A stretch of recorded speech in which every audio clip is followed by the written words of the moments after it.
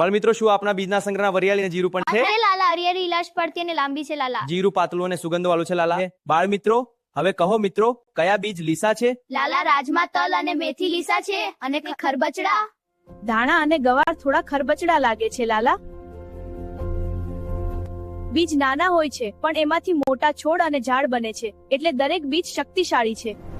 અમે બીજને ઓળખાતા અને તેનું અવલોકન કરતા શીખી ગયા લાલા.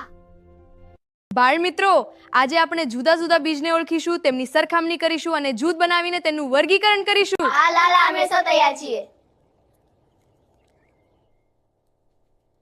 બાળ મિત્રો, કયા બીજ રસોડામાં વપરાય છે? જીરું, રાઈ, ધાણા અને અજમો જેવા બીજ રસોડામાં વપરાય છે લાલા.